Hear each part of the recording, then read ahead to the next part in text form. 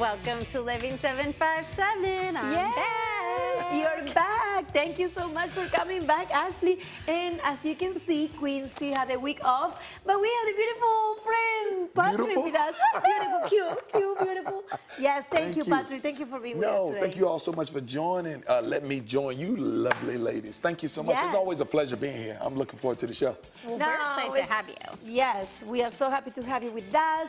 And Quincy, he say always is working, but we're not gonna talk that. We're not gonna talk about Quincy. So Ashley, now you're coming back, but last week you were off. Finally, you have your vacations last week. Can you tell us a little bit? I know.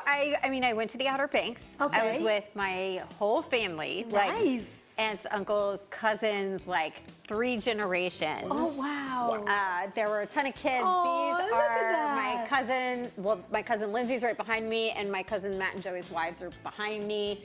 Oh, this my is goodness. Adrian and Harper, my niece. We had a beautiful house in Corolla. Of course, this is Keith, Chloe, Adrian, and my cousin's son is beside us. I love that picture. Look at baby Chloe. Oh my God. Right on the beach. We had a pool at the house. Adrian actually swam a little bit with no floaties. He learned to boogie board. Oh my Like, goodness. look at this.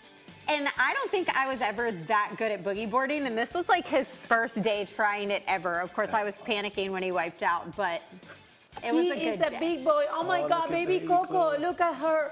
She's so beautiful. I love that She float. loves the water. water. I And know. let me tell you, we were on the part of Corolla Beach that is only like accessible via 4x4.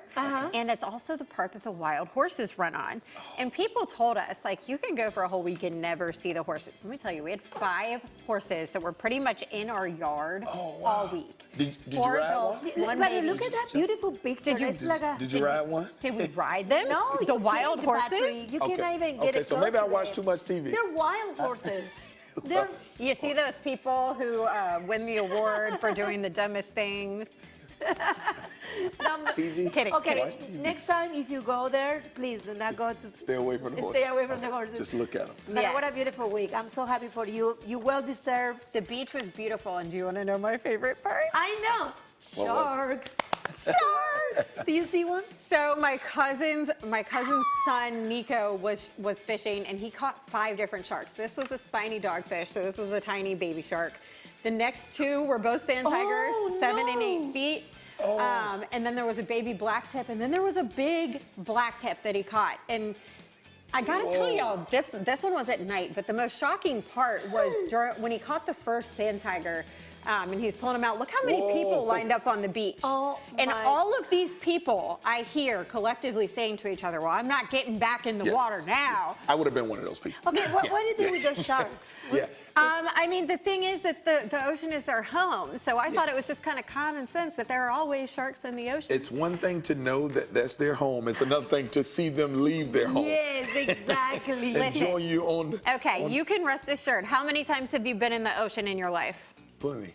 How many? 100? Yeah, easily. 99 out of those 100 times, there was a shark probably within 5 feet of you, and they avoid you. They never bite you. Because we don't Everybody see them. needs to know that. That's Everybody needs awesome. to Thank know you that so they much for that avoid us. reassurance. Well, actually, that's true because that's their environment. That's part, actually where they live. It's us going to enjoy the ocean, but the ocean is their habitat. Yes, So, and you know. for anyone wondering, because I got a lot of messages on Instagram after I posted those photos, the sharks went back in the ocean the second the hook was removed. We love sharks. We didn't harm them. No sharks were harmed making those photos. Yes. That is awesome. I That's love great. that. Look, well, it sounds like you had a great vacation. We did. And normally great vacations spend a bunch of money, right? So speaking of money, Bayport Foundation is awarding $100,000 in scholarships to local students. That's right. So let me give you the breakdown because this is the best part.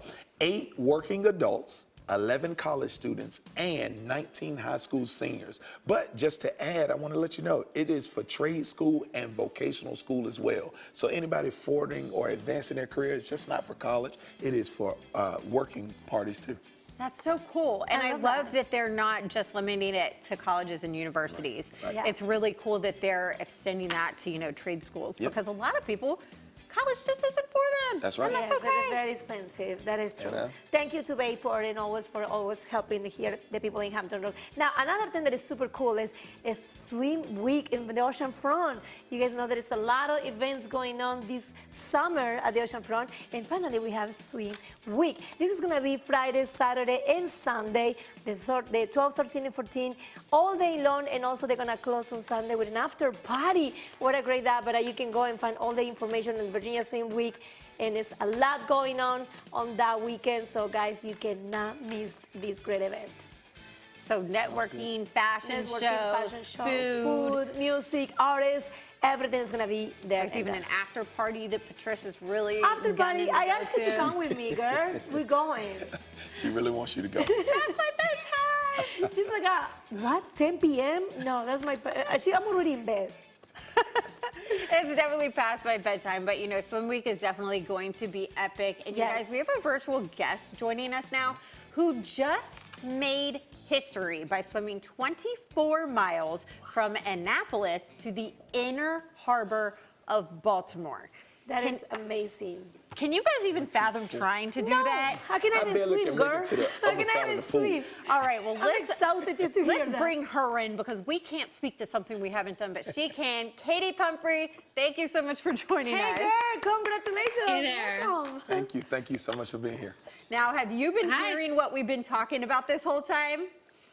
Yeah, I heard you talking about sharks, and I agree. If you've been in the water, they have seen you. Yes, exactly. So that's my question for you. Did you see any sharks?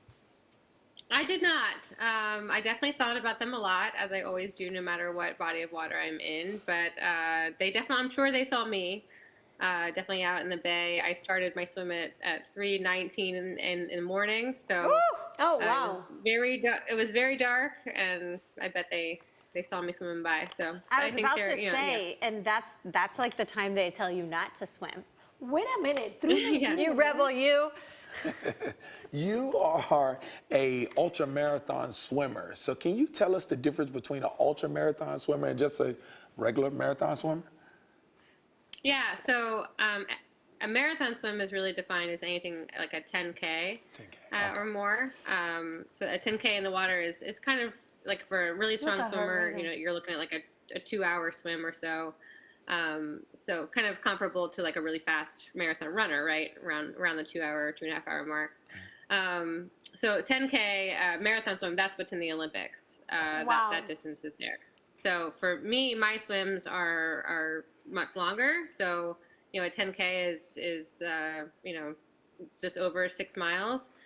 So for my swims, I'm looking at swims that are more 20 to 30 miles long. Wow, that is So impressive. That's very impressive. Katie, I was just showing the images. That took my you breath away just hearing swimming you in the say it. water, and you are going like a very fast. So now, the team that is going next to you, is that your family? Is that your team? Who is going right beside you when you're swimming?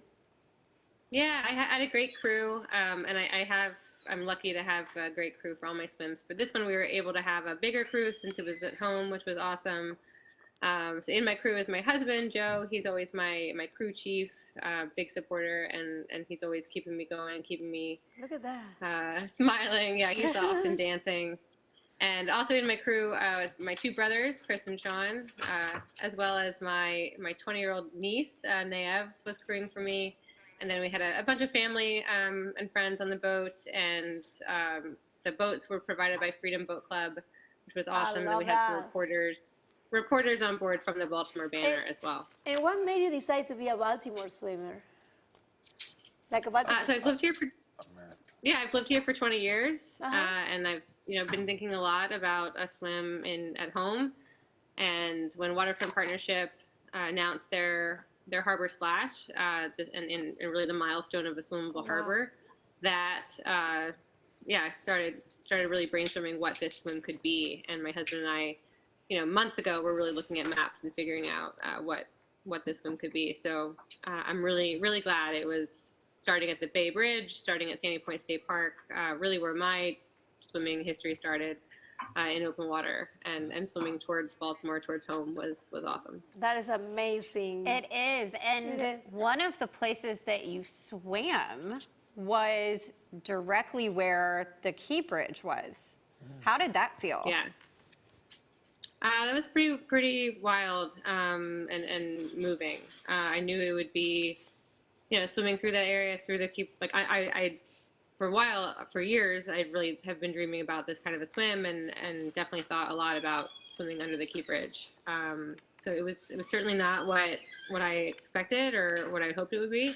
But being able to swim through there. I often swim backstroke when I go under bridges. It's just really cool to be able to look up and see the spans and kind of watch the sun dip behind it and then pop back out. And so for this, I was able to swim under like the last remaining piece. So I could see the span above me, and then to the left was really open. And I was definitely caught up in that feeling. It was pretty moving. Wow, Katie, it's unbelievable, amazing what you do. Kudos to you, girl. Keep doing great. Can you share with us real quick, what does a break look like for you during a long swim like that? Yeah, so I swim.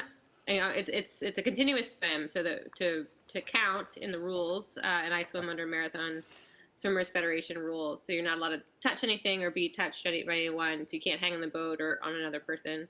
So my crew every half hour throws a water bottle with some calories in it, some electrolytes. Okay. And that's attached to a rope. So you kind of drink. Really, the best way to do it is to kind of flip on your back, and I kick and drink like an otter, like an otter eats. Thank you so much. And Thank you for that. And then keep going.